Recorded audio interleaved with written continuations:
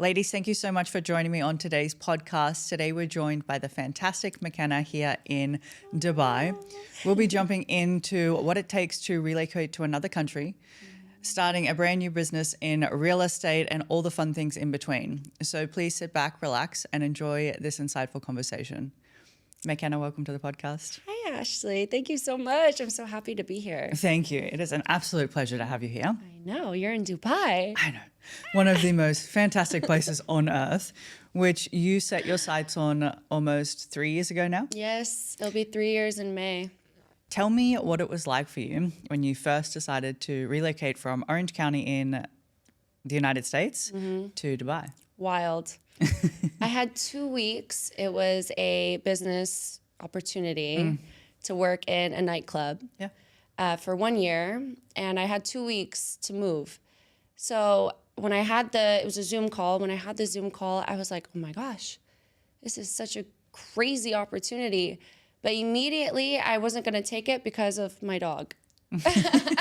Which completely fair. Yes. Completely fair. I was like, Mykonos, I can't bring Mykonos. What do you mean? And my mom actually was the one that said, no, Mykonos will be fine. Go take this opportunity. This is a once in a lifetime opportunity. It's 1 year. You'll be back after 1 year, and so on. And now I'm here 3 years later. What is it about Dubai that kept you here? The opportunity. You expanded into real estate. What is the real estate market like here for you? Fun. Yeah. It's moving. There's transactions. I'm connecting with clients all across the world, all international. Most of my clients are international. So sometimes I had a guy from Germany yesterday, a guy from Switzerland, a girl from the UK. So I'm connecting with people globally, which is something I love. You know, connection is what my real purpose is in life. So is that what led you to real estate? Was that deep connection to find a purpose greater than what you were doing? Yes. Tell me about it. Well, my mom, okay, she's Shout been out to Kelly, by the way. Yeah, disco mommy. She's been a broker owner for over 20 years. So growing up, I would go to the brokerage she had with her ex-husband at the time. They had over 300 employees. And I remember filing paperwork, being there. Everyone always called me Mini Kelly. So I think it just became like in my roots, really growing up. And then I always knew I wanted to do it and help my mom flip a few houses, which I love. I love seeing something that is great and turning it into amazing. So yeah, I love it. What do you miss about the United States? My family, of course. Yeah. Number one, yeah. No brainer. My bestie, Natalie. My dog, Mykonos.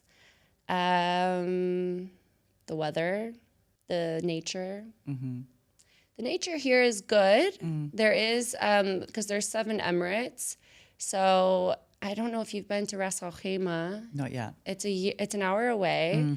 The new Wynn Casino will be there in the next 2 years. I'm actually selling a lot of property there right now. Yeah. In Al Marjan Island. But it's more like beach and coastal. So I love the beach. I'm living in downtown, so I'm not at the beach as often. But yeah, the weather in California, you can't beat it. You can't beat it. Between the desert, the mountains, and the beach, like it's all so central. Like, yes. Yeah. It's epic. What do you find that is drawing people to Dubai right now in the real estate market? Opportunity, the returns. It's a hard concept, especially for Americans to really grasp because it is a mortgage-driven industry in the U.S. Here, people pay cash. Interesting. But they're paying, it's off-plan, so they're doing it direct with the developer, and there's a interest-free payment plan. So it's kind of like a mortgage. Yeah. Depending on the length of time before the project is finished. It's just a completely new concept, and I've had a lot of clients from the U.S. that it's hard for them to grasp that one property will appreciate 20% in a year. I've seen a property appreciate 40% in a year. So it's just a new concept, I think, a little hard to grasp.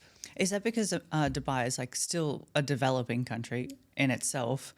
So as it expands, then the real estate, of course, is going to go up with that. Yes. So people being attracted to it in different markets and different areas. Yes, 100%. And also the dirham to the dollar too, because the US dollar, it's like 3.65. So what you can get for $1 million here is insane compared to what you can get for $1 million in US. Yeah, 100%. It's like 9 day difference. 9 day.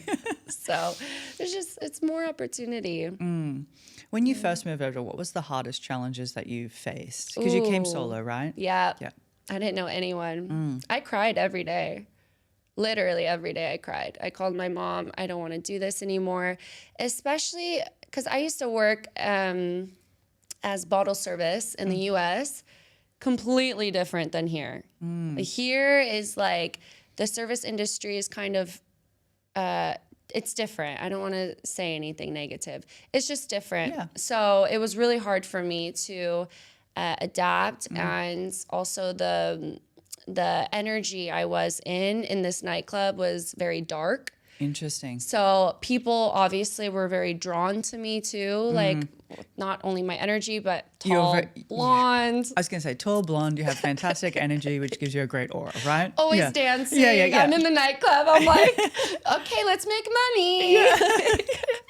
Yeah, 100%. So Okay. it was hard because also I wanted to stay in my fitness, and that's obviously opposite lifestyle. Yeah.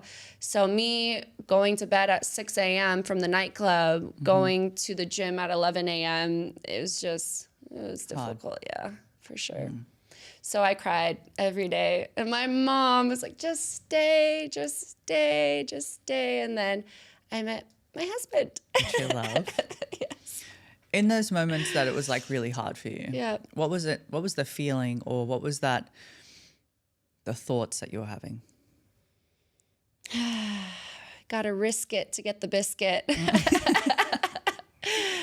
Honestly, it's always been kind of inside of me I'm a butterfly, you know? So I'm always like curious and trying new things. I'm also a Gemini and all air sign in my chart. So I'm very free and flowing. So I had to really channel my positivity, and I was journaling all the time and meditating. I'm like, okay, God, please just be with me, which he always is. But it was a challenge, but just overcoming it with my mindset, I think was, yeah.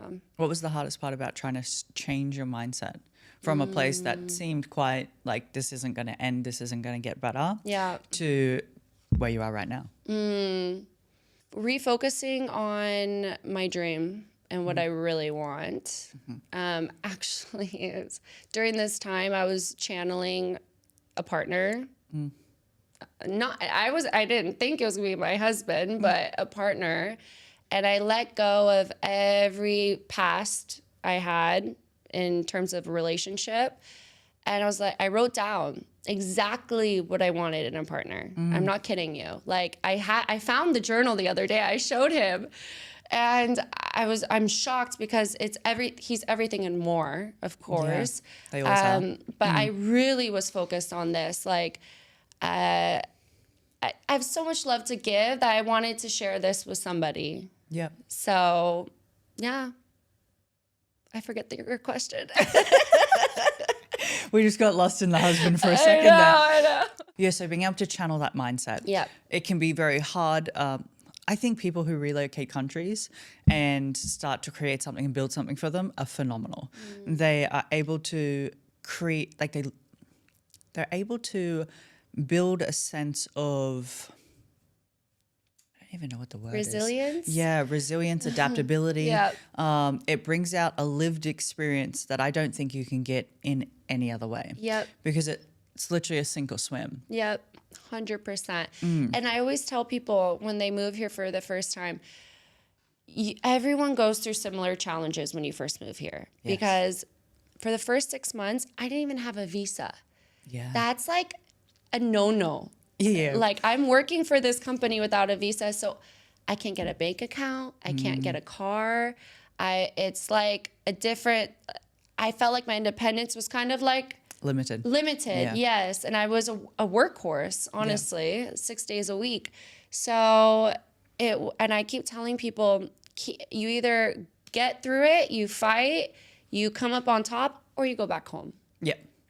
What's the worst that can happen? You go back home. Yep. No problem. You know? So for me, I mean, I thought I was going to be going back home anyway.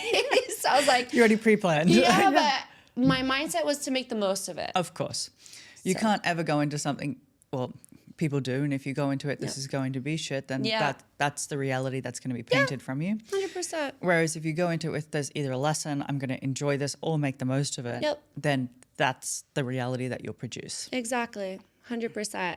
And actually now I'm in the process of getting my NLP life coach certification. Oh, I love that. Tell me about it. Yeah, I love it. You know, for me, I've always had this curiosity. Why am I acting like this? Where is this coming from?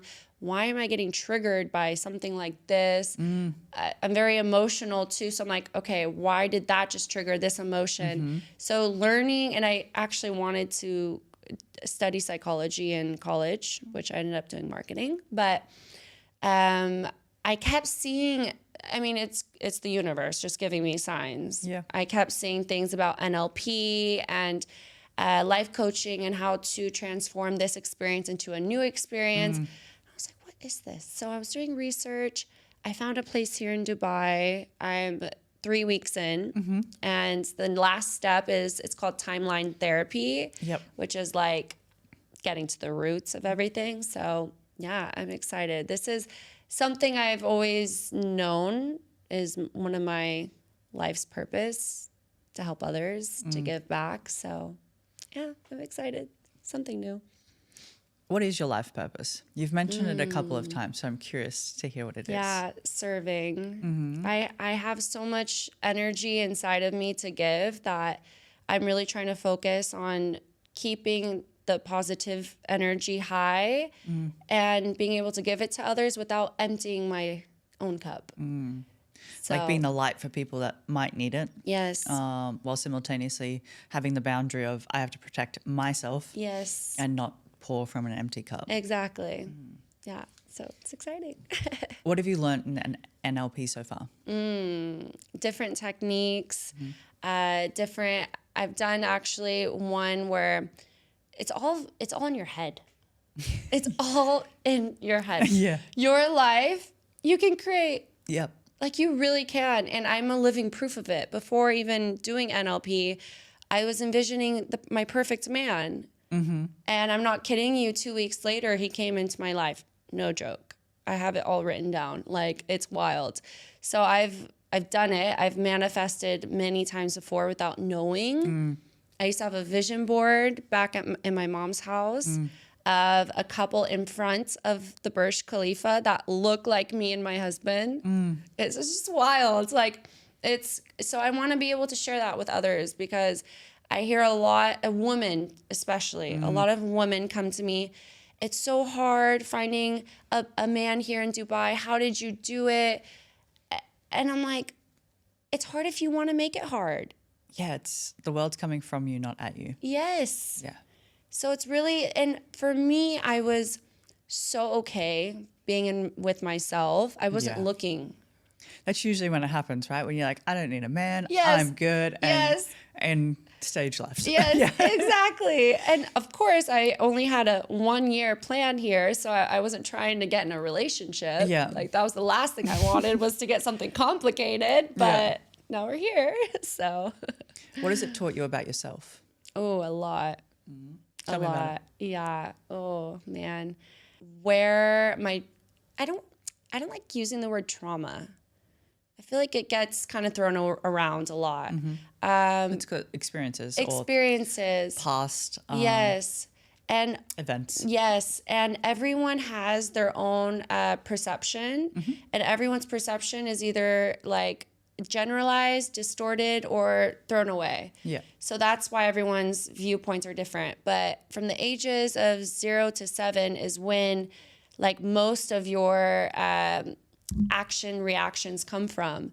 So it's crazy because I think that I don't remember my childhood, but once I started doing these techniques, I was like, whoa. Yeah, it's like opening the floodgates. Yeah. Or I refer to it as Pandora's box. And once you Yes. take the lid of Pandora's box, it's not going back on. Yeah. 100%.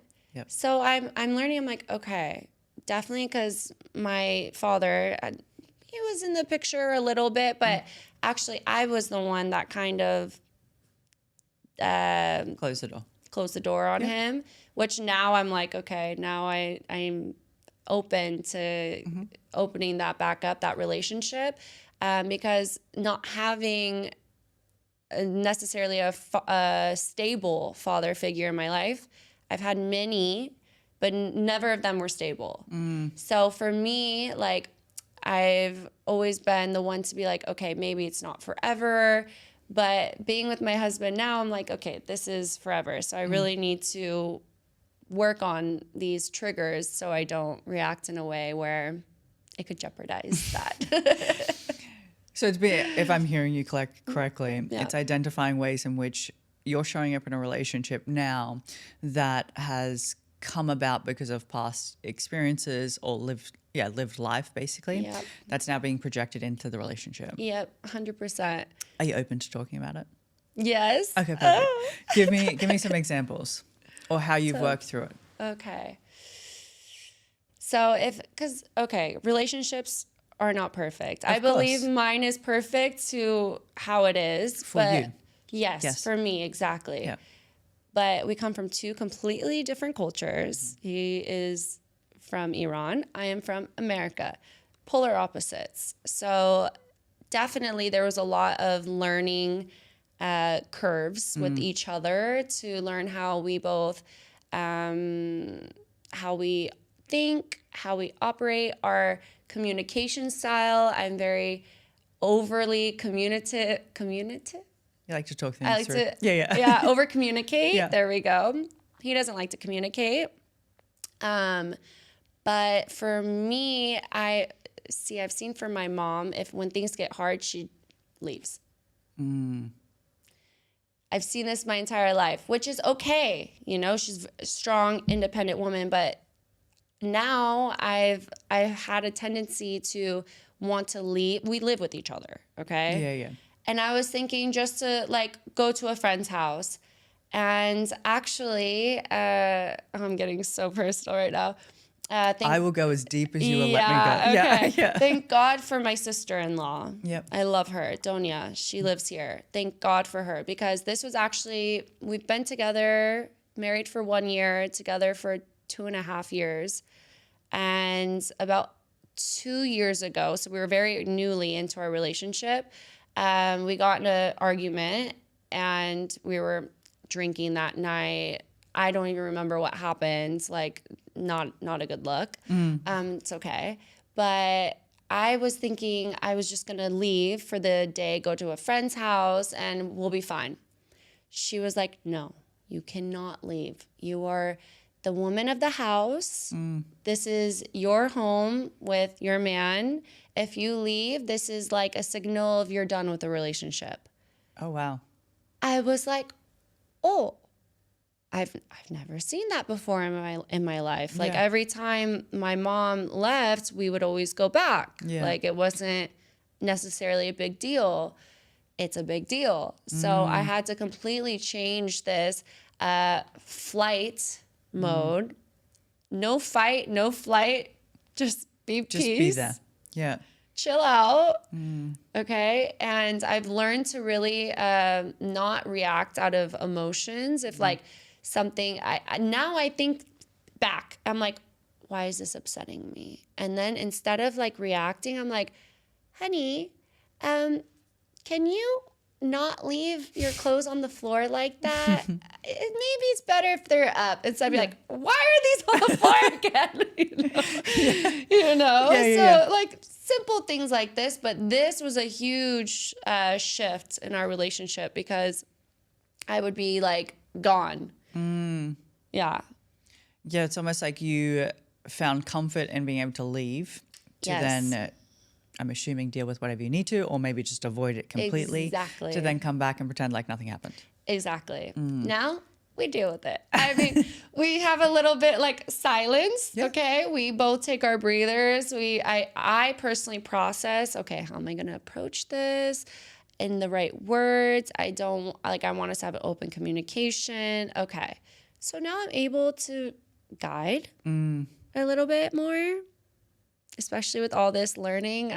He even told me the other day, he's like, stop trying to make me your client. I was like, I'm not. Okay, I'm going to hypnotize him. No. And has this all come about from starting your course or learning more about yourself? Yes. Yeah. Because I was honestly having maybe once a month. It was always around my cycle. I would have a breakdown. And I do know. It's comes from putting a lot of pressure on myself. I've done this my entire life, being the oldest of 6, being always mom's helper. Those aren't bad pressures, but now I unconsciously put pressure on myself to be the best wife, to be the best real estate agent, to be the best business owner, to be the best friend, to be the best girl around, to be the best energy, to be the best. It's exhausting. Yeah. It's because it's giving outwards, it's not giving inwards. Exactly. Yeah. So every month I kept having this cycle where I would like have a literal breakdown, crying, and think Almost like a body release. Yes. Yeah. And then after I would feel better. Yeah. Like a crazy person. You just got to process everything that you needed to, and you're like, oh, I'm good now. Yes. Yeah. And I honestly feel like every breakdown, actually, I'm going a step higher. I'm being more productive. My procrastination, I said, what is this? What are you? I don't like you anymore. You're not my friend. Yeah. I stopped seeing breakdowns like as a breakdown and started seeing them as a breakthrough if I was willing to sit in it. Oof. If I could sit in it, then I would learn something here because clearly I'm resisting something. Yep. That's the inner conflict that I'm having with myself. Exactly. Oh, I love Almost that. like I'm going to war with myself and it's not needed. Yep. I have the same tendencies, a fight or flight, or freeze usually, depending on where I fall or what's going on. But a lot of people fall into those 3 categories, flight, or freeze. Yep. Yeah, but I'm appreciative of it, of course. I like how you corrected yourself before. You said, I don't know, and then you're like, I actually do know. Yeah. Now I know. I'm a very firm believer that we all know. Yeah. Like deep down, if we sat with the question long enough, the answer does come up. Yep. The answer, I don't know, is just an excuse not to sit and figure it out. Exactly. It's just the placeholder. If I can say, I don't know, that Yeah. means I don't have to look at it long enough. Exactly. 100%. And now I keep doing this to people around me. If they're like, I don't know. I'm like, no, you do know. Girl, that's... No, you know. Yeah, Wait, yeah. hold on. Let's. Okay, so I'm going to ask you more deeper questions. I got to the point where people in the gym just wouldn't say anything to me because my response would be like, you do know. Yeah, like, exactly. You do know. Or there'd be like, someone's annoying me, like, okay, what does that say about you though? Yes. Like, and I'm a firm believer that everything in the world is a mirror because the world is coming from me, not at me. Exactly. And if I have a problem, and I'm going to use you as an example, Please. if I have a problem with you, there's something that's, I just find your energy annoying, right? That says more about me than you, right? Why does McKenna's energy make me feel annoyed? Exactly. Right? Is it because I can't be at her level of excitement or energy, or am I jealous of the energy in which she is able to put out into the world? It says more about me than it does you. Oh my gosh, so true. I love that. And I don't think, feel that. Yeah, I don't believe people stop and be like, as I'm saying these things, it's about me, not about the other person. Exactly. It's just a projection. Exactly. Inwardly projection. It really is. And that's why I keep questioning myself, but really digging deep in every scenario, really. If I have any sort of feeling that's not a positive feeling, I'm like, why is this making me sad? Why is this making me angry? Like, really, why? and then I stop it. Yeah, you can literally choose to either dwell in the thought or be like, it's whatever. Yeah. We give it the voice. So if a thought comes in and says, I'm sad, like I can say that in a happy voice. Yeah. Thus, the thought is actually happy. Yep. Or I can say it in a depressing monotone voice. And then it's like, oh, then it means I'm sad. So now I'm sad. We give the voice Power. a voice. Yep. Otherwise, no one Exactly. else is hearing it. Exactly. Oh, so true. So for you, does this mean you'll continue in real estate? Do we see a new career being pivoted or what? I'm doing both. I love it. Yeah. I have my exclusive clients. I generally do love having these conversations with investors because I'm an investor too. Yeah. So it's like, for me, I've seen the returns. I know it's going to help. And I just come from a place of service, Yeah. honestly. I'm so authentic with these clients. I'm like, look, you don't have to buy. You really don't. Yeah. But do you think this property is going to gain value in the next year or two, or do you think it's going to lose value? And that's where actually they say gain. I'm like, okay, so you get it. Yeah. So let's make the move. Yeah. So just from a place of service. But definitely I know this life coaching is it's gonna start as a side hustle, not a hustle, passion, a side passion, and probably be more. Than something. Yeah. I truly believe that the way we give service is through our lived experiences or through lived experiences. Exactly. That's the best and the only way. If you look past at history, people pass down what they've learned, what they know, and it's through an experience that they're able to teach somebody else who wants to do the same thing or is in the same path as them. Yep. And now I'm getting different perceptions from all sorts of different nationalities around me. So it's like even more awareness, honestly. It's interesting too when you start looking at different nationalities and how people live in throughout the world. One of my biggest, when I stepped out of the US, so I stepped out of the US 6 months ago, and it was the first time in nearly a decade. Wow. And when I did, I was like, oh, the rest of the world's not like that.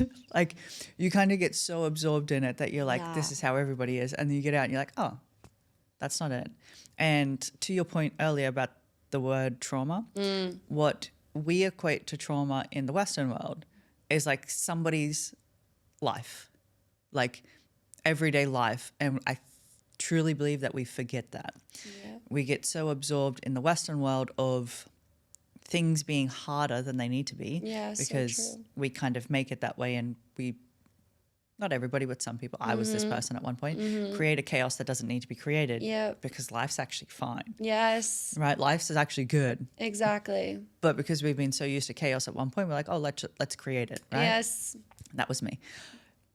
Whereas somebody else on the opposite side of the world, their idea of chaos, we couldn't even dream. 100%.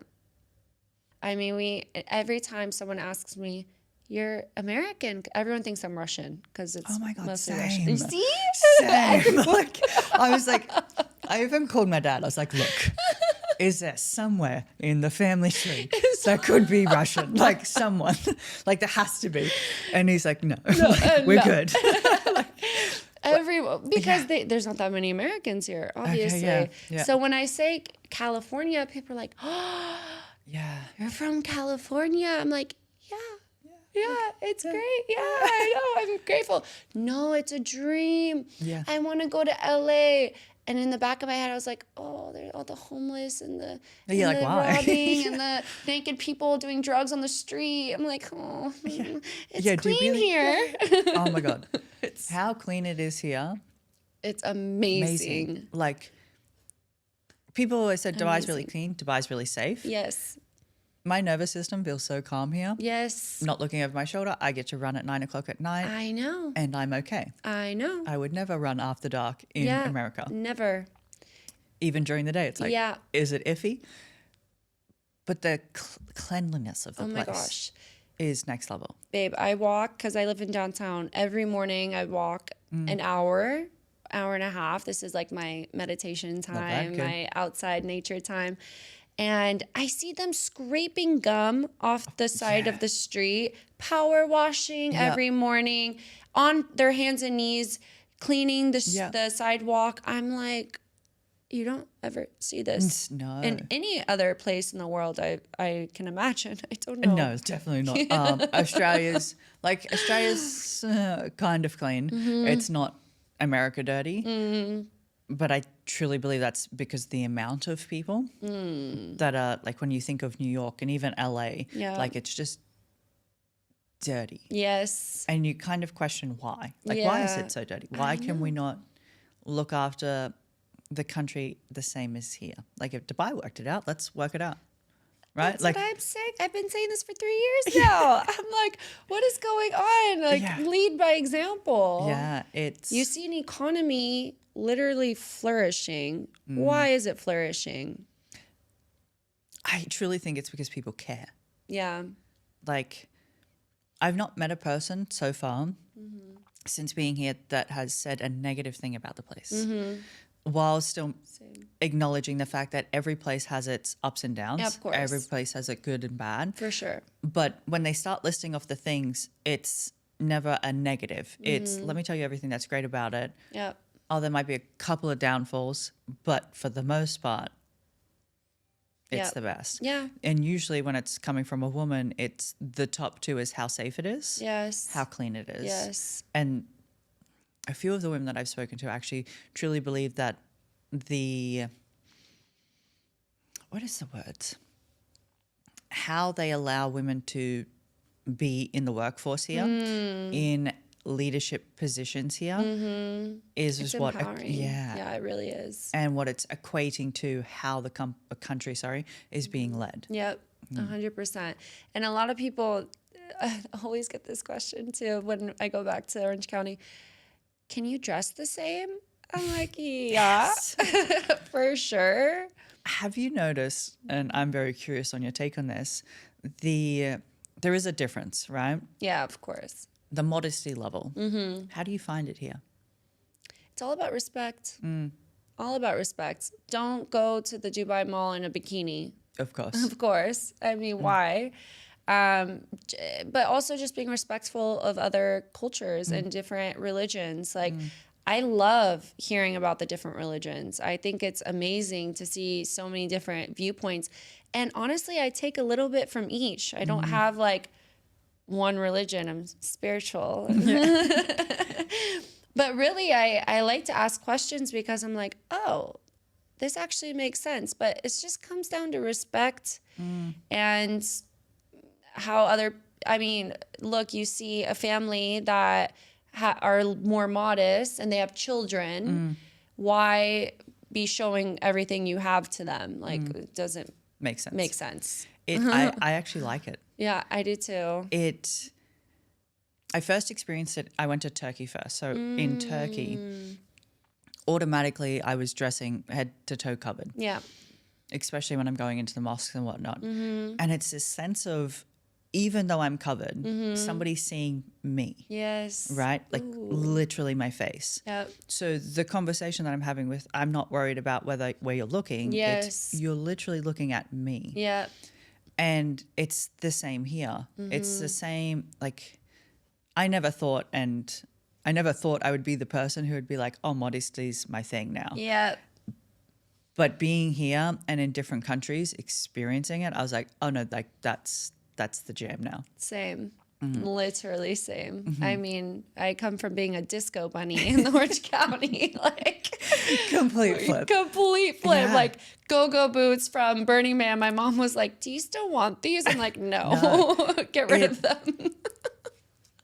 I truly believe this is why people should travel. Yes. Even if you're not relocating to a different country, but get out of your town, state, even a country, just to experience what it's like somewhere else. And I think what it does to you as a person, it brings you back to center. Yes, it does. I have my personal takes on the Western world and how we show up and how much sexuality is pushed into the world and how semi-unhealthy it is, especially in the way it's shown. Yeah. But the modesty level, like lowering the gaze and everything. I always questioned it before. I'll never question it again. I love that. Same, 100%. What's your long-term goals? Long-term goals. Ooh, to make a huge impact on the world. How am I going to make an impact? I was going to say, you mention it, purpose, impact, and service. It's almost like it's at the forefront of your brain. It is. Or even subconscious, like, how do I do this? Yeah, using my voice. I keep getting people I'm literally getting signs every single day about it. Tell me about it. Like, for example, yesterday, I had a phone call with my bestie, Natalie, in OC, and I had a little bit of a breakdown. I was crying, and she was like, "What's wrong?" I was like, "Nothing's wrong. It's just, the energy here is so fast, and it really is like, you got to keep moving. You got to keep going, going. That I even meditate in the morning, but I need to ground myself a little bit more than just that." And she's like, "Nobody would know this looking at your Instagram."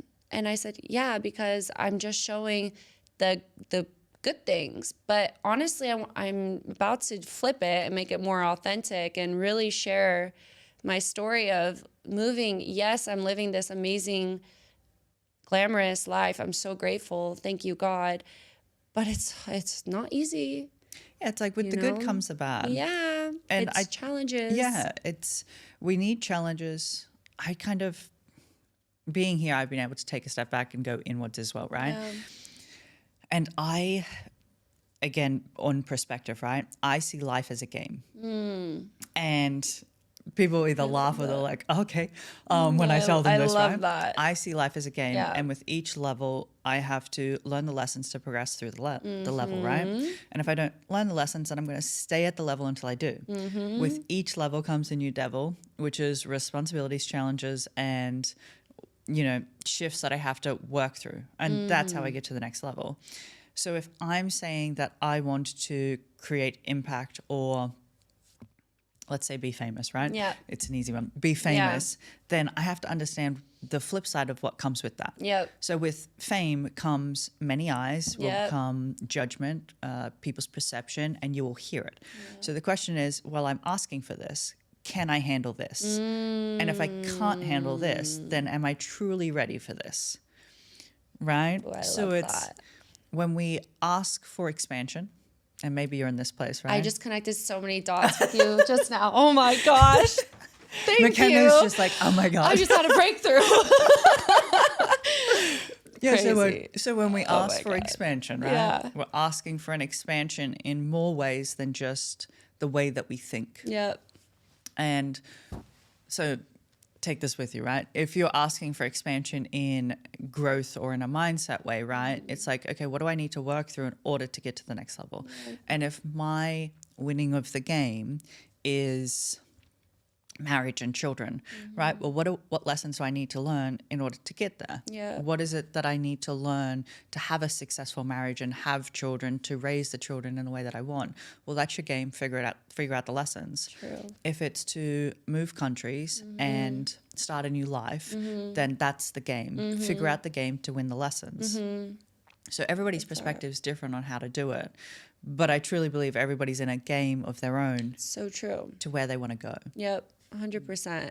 I mean, every day is a game. Yeah. I want it to be fun. I want a fun game. Is. And that's why I choose to look at life as a game. Yeah. Because, and maybe this is me avoiding something in some way, right? But if I look at life as a game, every day I reset the game. Yeah. And the saying, if you, what is it? Break the pattern today or the loop repeats tomorrow, right? So if I want to go up the level or win the game, if I lost the game yesterday and I repeat the same loop, I'm going to lose the game again today. Oof. Right? And it's just a continuous pattern of, and again, truly believe if we wake up at 30 and we're like, this is not the life that I wanted, Yeah. well, then you didn't play the game right. Yeah, it's true. Right? Something back there you didn't do right. Yeah. So figure it out to You change got it. To move comfortable. forward. Yeah. Right? Yeah. To change it, to get yourself to where you want to in the next 10 years. I love that. Oh my gosh. I'm going to have that in the back of my head every day now. McKenna's like, how do I win the game? Yeah. I'm winning today. I can feel it. What do you want to use your voice for? To encourage others to find their passion, find their voice, find what inspires them to inspire, honestly. Do you have a message that you want to get out? Make the move. It's a game. Make the move. Take the chance. Yes, take a chance. I always say you got to risk it to get the biscuit, because you really, in life, you have to risk in order to see any type of reward. 100%. And the greatest things in life, they take time, they take patience, they take watering. So, keep trying to win the game. Have you ever experienced anywhere in your life where you feel like your voice wasn't heard? Yeah. Disco mommy, my mom is my mom. I have all the respect for her. She is, I would never think anything less than the most amazing human being. Of course. On earth. But with that, I have to maybe keep my mouth shut on a few things, In what way? Just like, sometimes she just wants to talk. I should listen, not really have a response, because maybe it's not a response.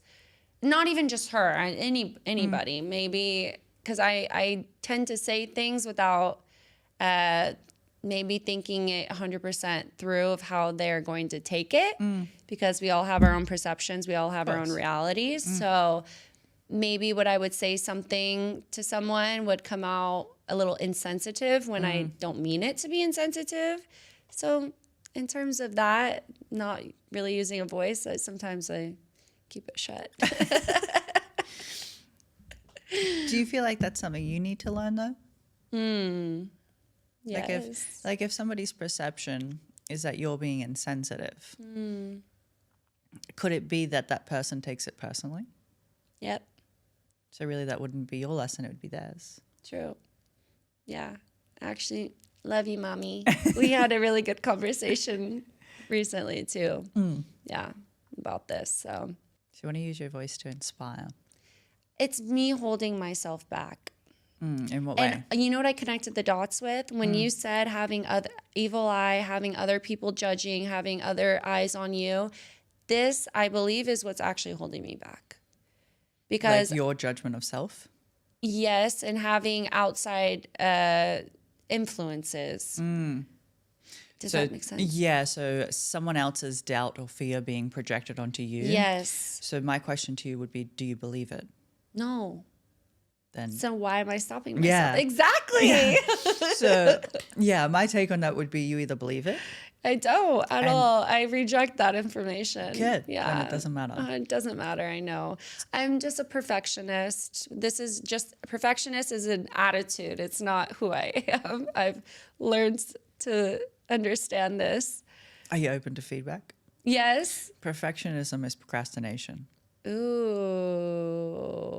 So a perfectionist, a true perfectionist, and I think I learned this from Alex Hormozy, is that a true perfectionist will still do, right? Because they're so, like, they need it to be perfect, but they'll still do it. Yeah. So it might take them 3 weeks to write the book, right? But it has to be perfect, but it's still getting done. A perfectionist who says that they can't start because they're a perfectionist is actually a procrastinator just in disguise. Ooh, I love that. Yeah, when I first heard it, I was like, God damn it. Yeah, God, Like, God damn it. Like, that was good. That was good. That's amazing. So it changed my view on it. 100%. It was like, I always thought I needed things to be perfect. Yeah. No, I just don't want to start. Yeah. And when I started saying that to myself, I was like, oh, True. acknowledge it. And I'm like, okay, I can do it now. Okay, yeah, exactly. I had similar breakthroughs recently where I was like, oh, this is actually really easy. Why don't I just do it? Imagine that, right? Imagine that, just doing what I wanted to do. McKenna, if you could give advice to your 18-year-old self, what would you say? Oh, Disco Bunny, you're so cute. Keep doing you, girl. Always remember to be authentic and be of love and never give up. I love it. Yeah. McKenna, it's been an absolute pleasure having you on today. Thank you, Thank you so Ashley. much for joining me. You're and such a gem. I can't wait to see what's next for you. Thank you, my love. Thank you so much.